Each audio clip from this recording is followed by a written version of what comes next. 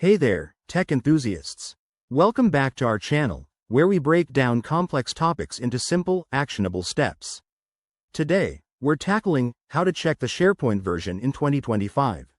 Whether you're an IT admin managing a corporate setup or just a curious user wanting to ensure your SharePoint is up to date, this guide is for you.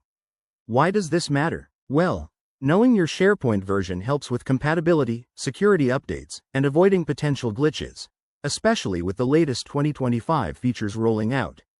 Let's dive right in. First, make sure you're logged into your Microsoft 365 account, as SharePoint is often accessed through there.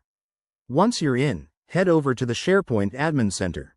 You can find this by going to the Microsoft 365 app launcher, searching for Admin, and selecting SharePoint. Step 1. In the Admin Center, navigate to the Settings section. Look for More Features or directly search for SharePoint version in the search bar. It's that user-friendly. Here, you'll see details about your tenant, including the current version number.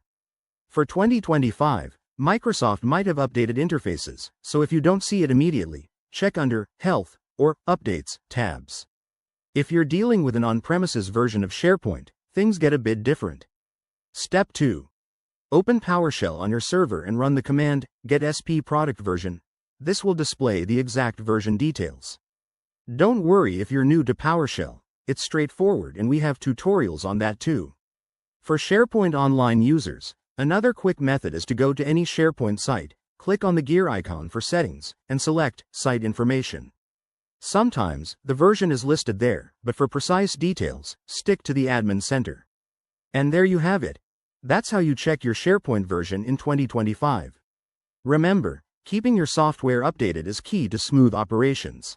If you found this helpful, hit that like button, subscribe for more tech tips, and drop a comment below if you have questions. Thanks for watching, and I'll see you in the next video.